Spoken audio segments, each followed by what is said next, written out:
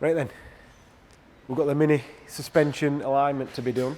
So I did say when we last had it on the ramp that the workshop might be a little bit on an angle, but for some reason we've gained camber, and I just checked other side to be sure, and we've gained camber all round. Only thing I can assume is I might have had that gauge a little bit on an angle or something when it went on the disc last time, but on every car that we set up, we generally, whatever this says, when it's nice and square, is what it's doing. So we've got 3.1 degrees of camber, that'll do.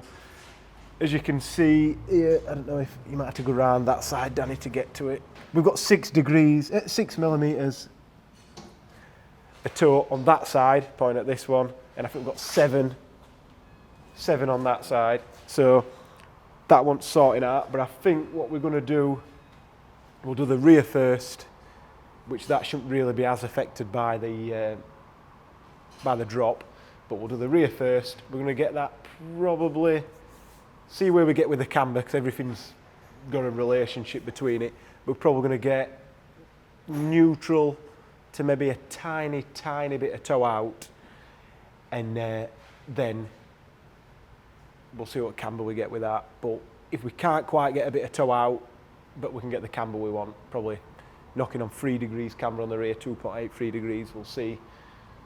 We'll see how it all goes. We'll see what we can get, and we'll go. And on the front, we're going to go for a tiny bit of toe out, probably 0.5 mil of toe out, borderline parallel, but it makes them really darty on the road, and this gets used a bit on the road as well. So we'll see. We can play with it later. This video might be this and a little bit of something else, or it might be this, a drive, and readjusting it because I don't like how it is. So we'll see. We'll let Paul do his thing, and we'll try and sort of interject in between without slowing him down too much because we're stupidly busy.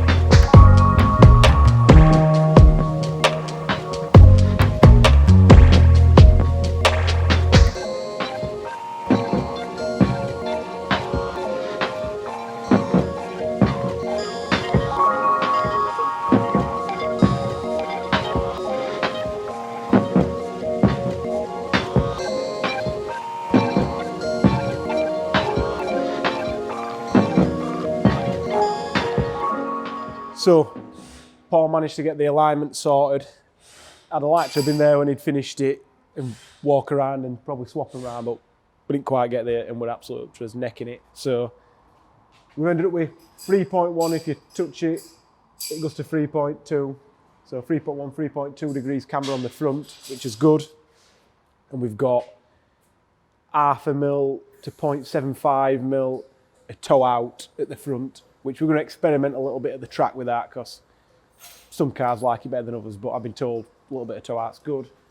The rear, obviously I've not got the thing on there, but we've only managed to get with parallel toe, because I didn't want to go too crazy to start with, but the toe's perfectly straight now rather than toeing in. We've only got 1.2 degrees camber, which I do want more, so that means we're going to have to change. Oh, I don't know if we should have brought light, Danny. I'll shine my phone torch on it, that might help. Is it all right?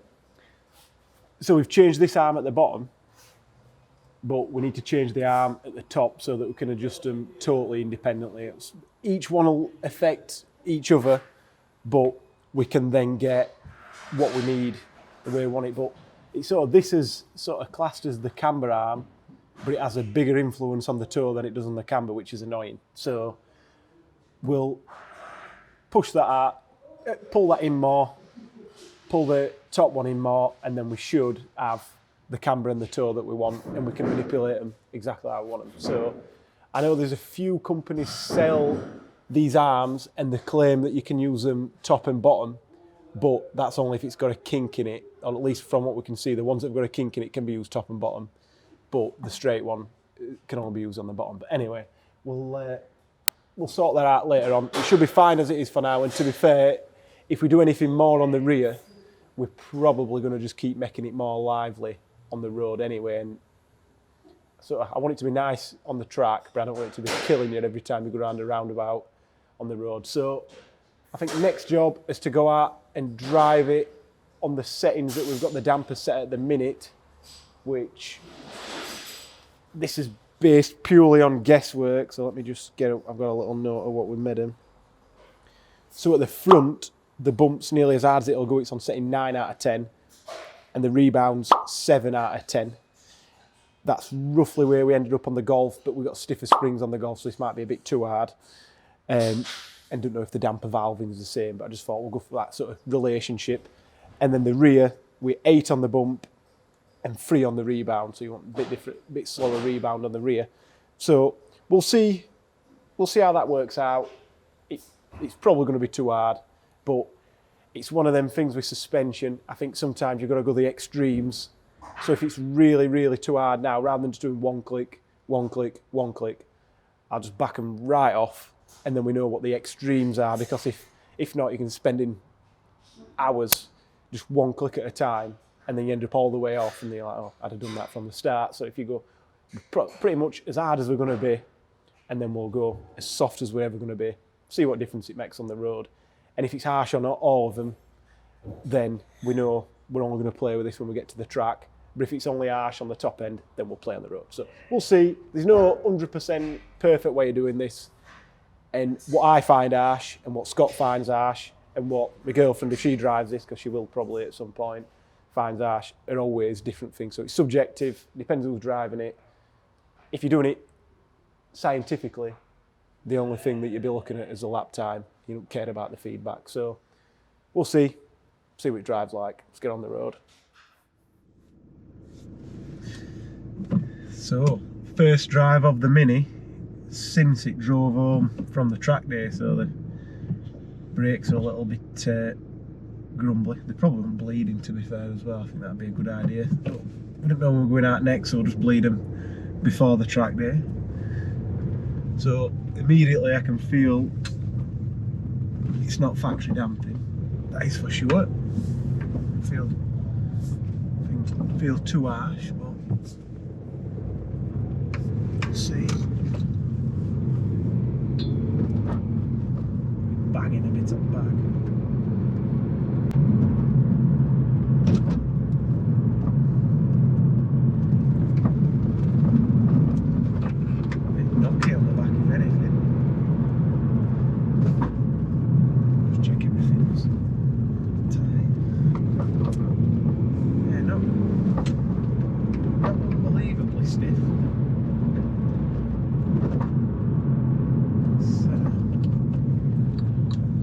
It was never soft before.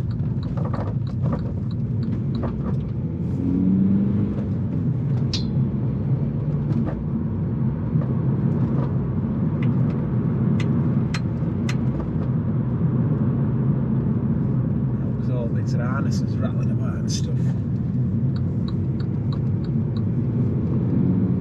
First impressions, I don't think the dampers are set too hard.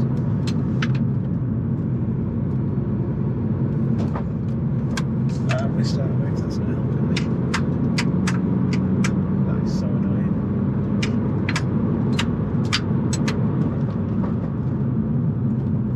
Yeah, no, the main thing you noticed on the track, I'm not going crazy on brakes, but yeah, you're not getting like a massive pitch.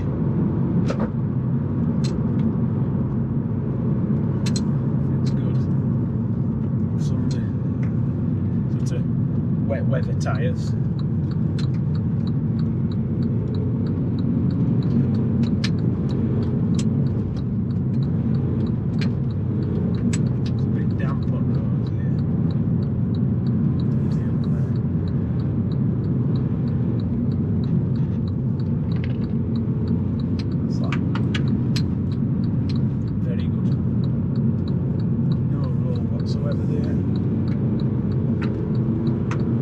This is even still standard anti-roll bar, so that's good.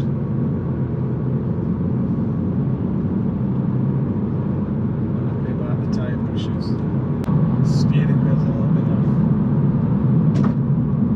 Don't worry about that just yet. Oh, you can feel back on it.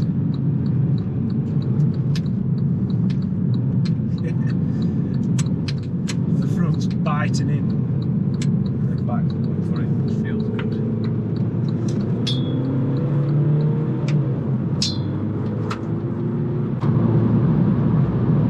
So I think even at these damper settings,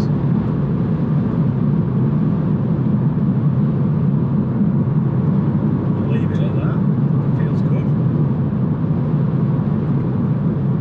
Definitely happy with that. I've not heard any scrubbing yet, which is good. Yeah, I think it's their thumbs up for Bilstein. Yeah, I think it's their thumbs up for Bilstein. Even though they've got solid top mounts on, I've not noticed a massive difference in that. So,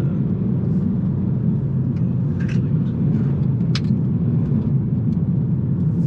Yeah, I think we're going to have to be very careful about how we make this more lively at the rear. It sort of feels like it's on edge now, I'm not sure. I'd have to drive it more. See, but if you put some tyres on them, so semi-slicks and it was this cold, might catch your eye. So.